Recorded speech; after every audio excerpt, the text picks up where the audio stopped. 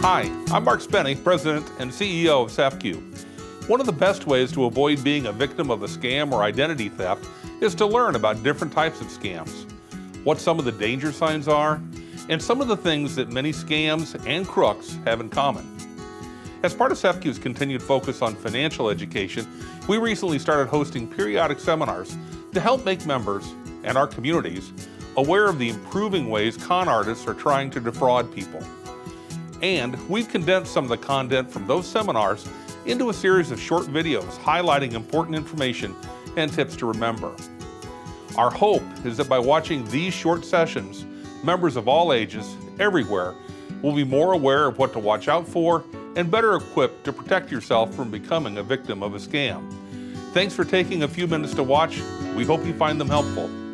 I see a lot of financial crimes. I've seen financial crimes involving hundreds of thousands of dollars of theft. I've seen $100 of theft, so anywhere in between. When we have certain spurts with the scams, as far as like at the gas pumps, where they'll put credit card readers on there, and also Google and Apple or iTunes cards, Visa cards, where they get the information off the back. Once they have that PIN code, barcode, once it's activated, they pull that. That's instant cash for them. Recently, we've had a $4,000 theft of using gift cards, of course. A citizen got a phone call and they were convinced that a grandchild was in jail, and paid $4,000 in gift cards to get the grandchild out. And of course, that grandchild wasn't in jail. And I've had two recently with over $7,000 worth of people trying to get viruses off their computers, and they paid over $7,000 to do so. And think about it, they're paying $7,000 to get a virus off a $1,000 computer. There was an incident several years ago where a lady was cold called by a caller who had a caller ID that looked like a reputable financial institution, stating that she had won sweepstakes as well as a car. And when I say won, I mean $2 million won as well as a car. Basically, this person on the other end of the phone befriended her by talking to her over the period of a week, gained her trust, and then at the very end of that, okay, now it's time for you to collect your winnings, but you have to pay taxes on your winnings, as you full well know. So this is what you owe in taxes before I can release the check for your winnings and the vehicle. Unbeknownst to her, it was a scam, and when it was all said and done, she was out in excess of $100,000. I had a family member that got a phone call. One in particular was that IRS is going to sue you. But when we hear the word IRS, a lot of times that excites people, and we know that they want their money. But not knowing, obviously the people were asking for them to send money.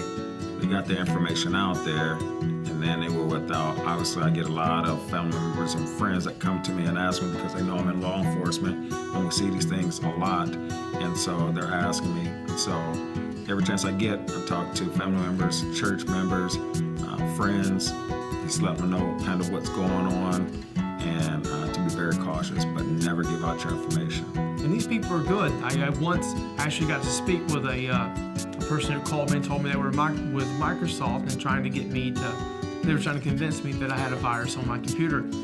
So I identify who I am and what I do for a living, and we actually got to chatting. And he told me that if he makes 10 phone calls, that he will get one person. He'll get one person to allow them to get access to their computer. He said, I'll put a keylogger on their computer, I'll take all their personal data, and they actually pay me with their credit card to do it. So now I actually have their credit card information as well. So 1 out of 10 of us, if you break that down in America, that's a lot of people that are out there. And like you said, I know you're not going to give me information. I'm just going to hang up and we'll call someone else and they're going to do it.